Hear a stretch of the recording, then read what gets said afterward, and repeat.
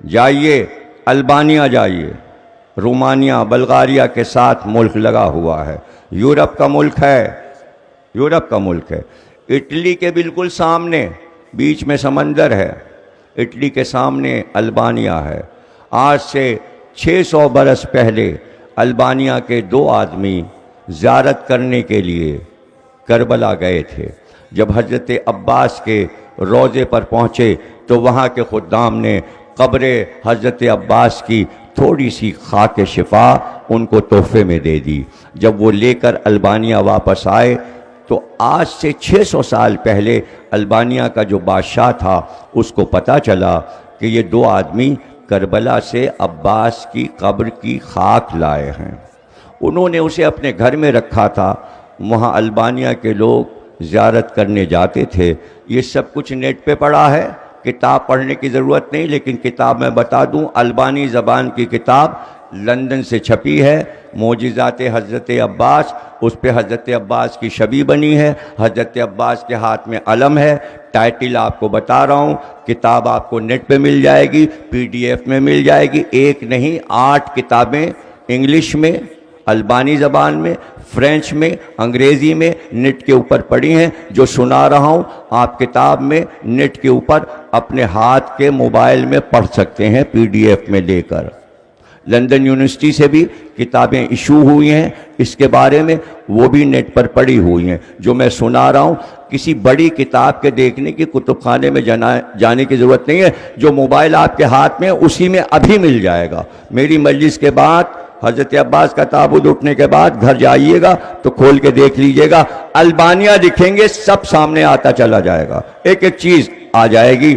بادشاہ کو پتہ چلا، اس نے کہا بھائی یہ تم نے اپنے گھر میں رکھا ہے، اس کو تو ایک بلندی پر رکھنا چاہیے اور کسی بلند مقام پر اس خاک کو رکھو۔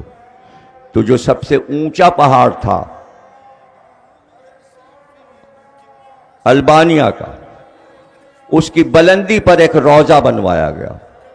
وہ روضہ تصویر اس کی آپ کو مل جائے گی نیٹ کے اوپر، سبز گنبد ہے اس کا، وہاں وہ خاک رکھی گئی۔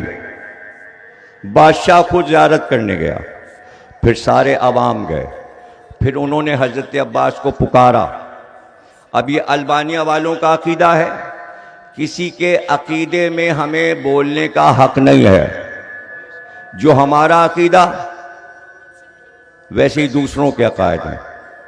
یہ قوم جس کا نام بختاشی قوم ہے، خے آتا ہے، بے خے، بختاشی قوم جو البانیہ میں آباد ہے، انہوں نے پکارا کہ عباس ہم غریب ہیں۔ حکمرانوں کو بھی پڑھنا چاہیے کہ غریب حکومت امیر کیسے ہو جاتی ہے۔ بختاشی قوم کے زیادہ افراد اس وقت ترکی میں رہتے ہیں، کچھ یورپ میں رہتے ہیں، کچھ انگلینڈ میں ہیں، کچھ فرانس اور جرمنی میں ہیں، لیکن بھری ہوئی ہے البانیہ میں بختاشی قوم۔ انہوں نے حضرت عباس کو پکارا۔ ان کا عقیدہ ہے کہ ہمارے بلانے پر عباس آئے، گھوڑے پر سوار تھے، دونوں بچے گھوڑے پر ان کے ساتھ بیٹھے تھے، وہ آئے اور ہم کو انہوں نے دعا دی، آج ہم امیر ترین قوم ہیں۔ وہ کہتے ہیں عباس نے ہمیں امیر بنایا ہے۔ اب وہ سال میں 15 اگست سے 20 اگست تک 5 دن تک پہاڑی پر پیدل جاتے ہیں اور عباس کی وہاں پر شبیہیں لگی ہیں۔ بیلجیم کا ایک زائر آیا عیسائی، اس نے بختاشیوں سے پوچھا کہ جس نے 600 سال پہلے جس نے حضرت عباس کو دیکھا وہ منظر کھینچے کہ گھوڑا کیسا تھا، عباس کیسے تھے۔ جو لوگ بیان کرتے گئے، اس نے کانسی کا یعنی تانبے کا ایک مجسمہ بہت بڑا گھوڑا بنا دیا آرٹسٹ نے، اس پہ حضرت عباس کو دکھایا، دونوں بچوں کو۔